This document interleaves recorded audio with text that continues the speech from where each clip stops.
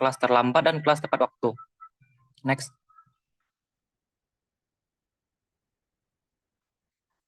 Pada algoritma ini digunakan formula Y1 W1 kali X1 ditambah W2 kali X2 ditambah W3 kali X3 ditambah W4 kali X4 besar sama 1 untuk kelas tepat waktu, dan Y1 W dikali W1 dikali X1 ditambah W2 dikali X2 ditambah W3 dikali X3 dan ditambah W4 dikali X4 besar sama -1 untuk kelas terlambat.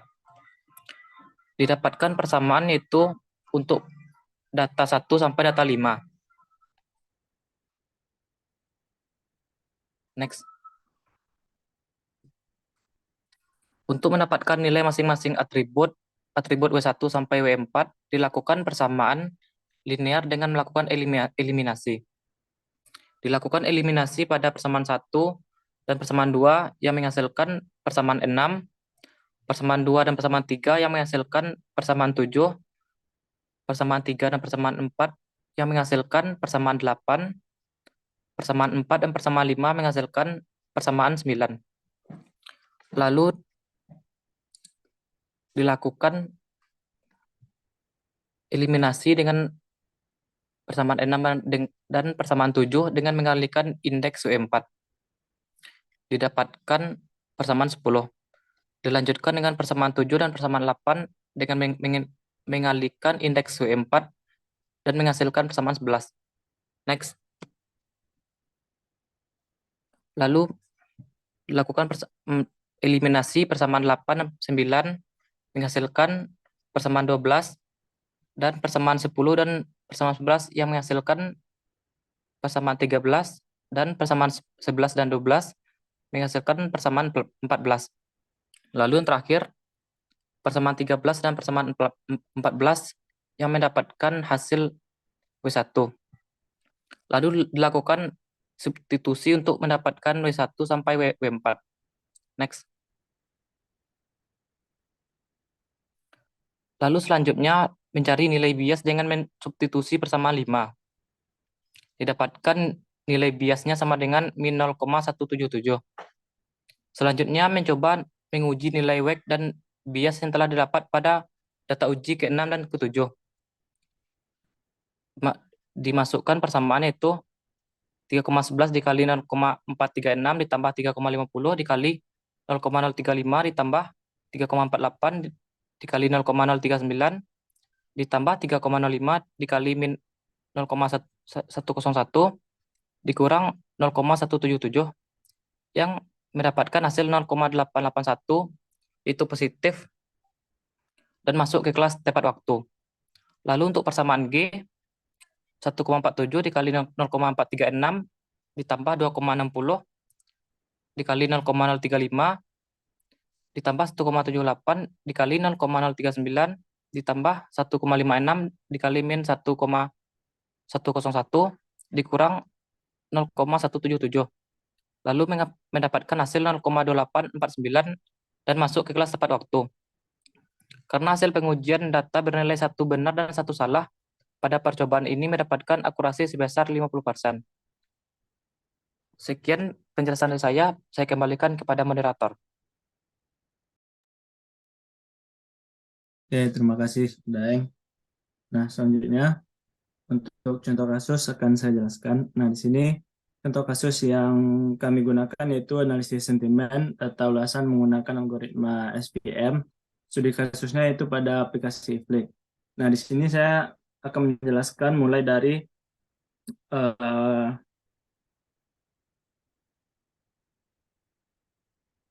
dari pembagian data latih dan data uji. Nah, yang mana sebelumnya kita telah melakukan pre-processing seperti yang telah kita pelajari atau yang telah kita lakukan sebelumnya seperti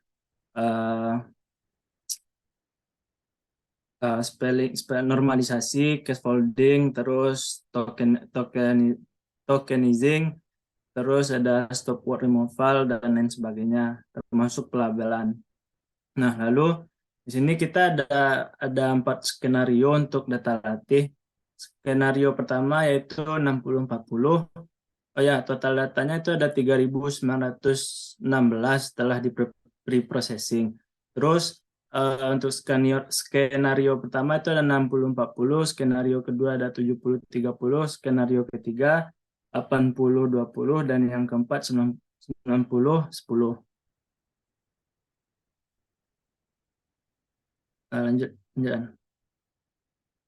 Nah, eh, ini merupakan cara apa langkah-langkah untuk pembagian data training dan data testing. Pertama, kita masukkan file data yang kita gunakan. Nah, lalu kita masukkan beberapa library seperti ada NumPy, Pandas, NLTK, dan lain sebagainya. Eh, Lalu kita split data untuk 80, data training dan data testingnya 20. Lalu kita ekstrak, terus kita lihat jumlah pembagian data training dan data testing pada skenario 80-20. Nah, hasilnya seperti grafik yang lanjut. Nah, ini hasil klasifikasi dari eh, data data testing dari eh, pembagian data training dan data testing yang telah kita lakukan. Nah, di sini kita lihat bahwa data yang dengan nilai tinggi yaitu pada skenario 70 dan 30 eh, dengan angka akurasinya 93,45%. Nah, lanjut.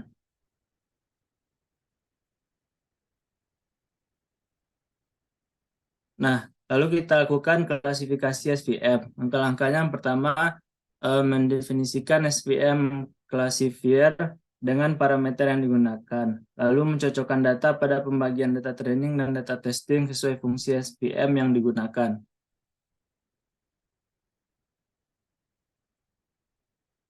Nah, lalu melakukan prediksi pada SVM linear, lalu kita panggil hasil dari proses klasifikasinya yang berisi atas laporan klasifikasi, confusion metric, dan akurasi.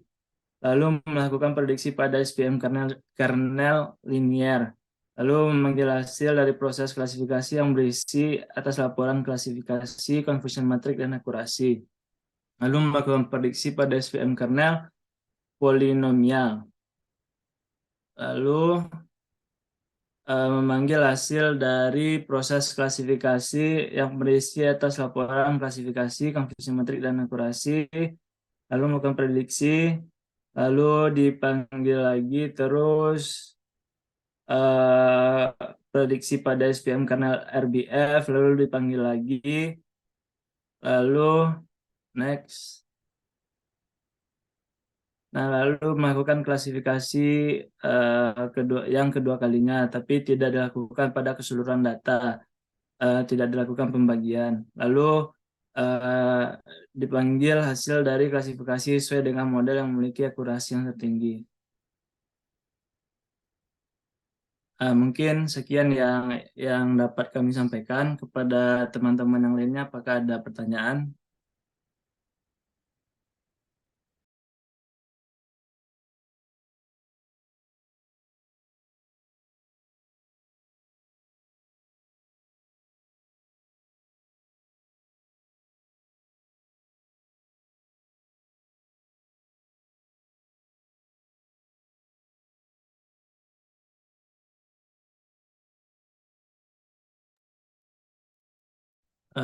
Kita tunggu sampai 11.45 ya, kawan-kawan. Jika ada yang ingin bertanya langsung on raise hand atau bisa langsung on mic.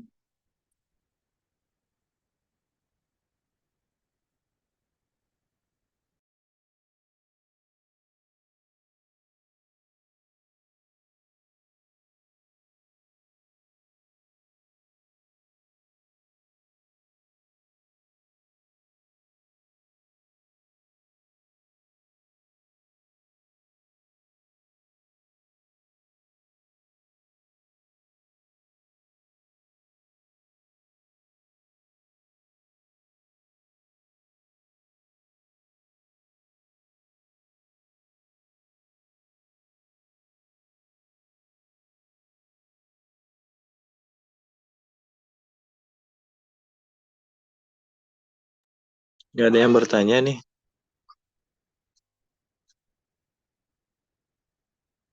Kayaknya nggak ada, Pak. Silakan dilanjut kalau tidak ada. Oke, kalau tidak ada kawan-kawan yang ingin bertanya, eh, kami tutup. Terima kasih atas perhatiannya. Mohon maaf apabila ada kekurangan. Eh, Assalamualaikum warahmatullahi wabarakatuh. Dikembalikan ke Aisyah.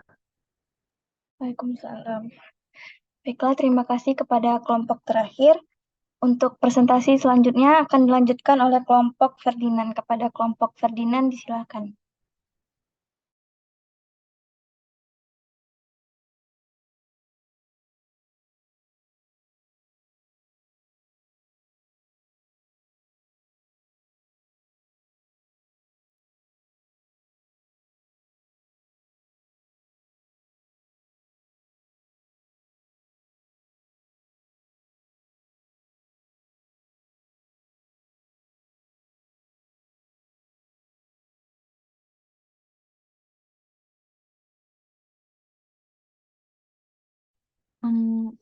Ada kelihatan teman-teman semua. Ada, Nat. Oke.